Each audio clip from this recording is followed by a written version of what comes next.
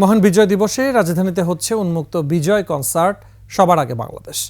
দুপুর থেকে রাত পর্যন্ত পুরো কনসার্ট মাতিয়ে রাখেন দেশের খ্যাতিমান শিল্পী ও নামকরা বিভিন্ন ব্যান্ড দল। এমন আয়োজনের মধ্য দিয়ে জাতিকে একত্রিত করতে চান বলে জানান আয়োজকরা। মুজিবুর রহমানের ক্যামেরায় বিস্তারিত শিউলি শবনমের প্রতিবেদনে। কনসার্ট ঘিরে দুপুর থেকেই মানিক মিয়া এভিনিউতে মানুষের ঢল। শুরুতে দেশাত্মবোধক গান নিয়ে আসেন জনপ্রিয় কণ্ঠশিল্পী খুরশিদ আলম।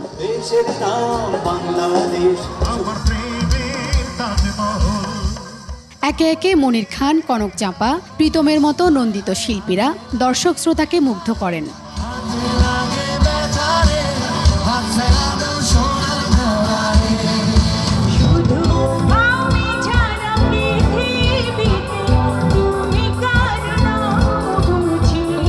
গানে গানে বাংলার লোকায়ত সংস্কৃতি চর্চার আহ্বান জানান বাউল শিল্পীরা।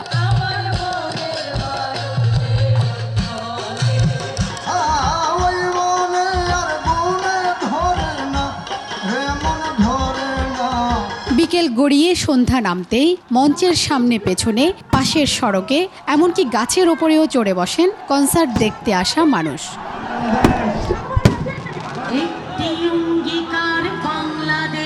ছাত্র জনতার আত্মত্যাগ, বৈষম্যহীন দেশ গড়া সহ বিভিন্ন বার্তা দিয়ে দীর্ঘদিন পর মঞ্চ মাতান শিল্পী বেবি নাজনীন।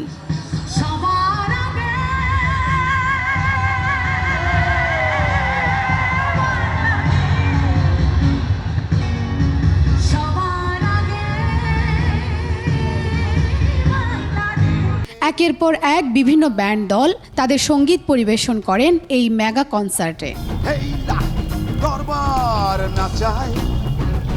আয়োজকরা বলছেন, গত 15 বছর মানুষ স্বাধীনভাবে বিজয় দিবস উদযাপন করতে পারেনি, তাই জাতিকে একত্রিত করতে এই আয়োজন। আজকের যে বিজয় দিবস, এই বিজয় দিবসটি আমাদের কাছে অত্যন্ত গুরুত্বপূর্ণ।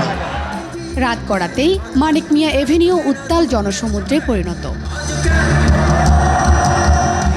বাংলাদেশের বিজয়ের 53 বছরে বিজয় দিবস উপলক্ষে আয়োজিত এই কনসার্ট দেখতে দুপুর থেকে মানিক মিয়া এভিনিউতে নামে মানুষের ঢল এবং এই পুরো কনসার্ট জুড়ে ধ্বনিত হয় ভিনদেশি সাংস্কৃতিক আগ্রাসন রুখে দিয়ে দেশীয় সংস্কৃতি পরিচর্যার আহ্বান এবং একই সাথে বিজয়ের যে চেতনা, সেই চেতনা ধরে রাখার জন্য সবাইকে ঐক্যবদ্ধ থাকার আহ্বান জানানো হয় পুরো কনসার্ট জুড়ে।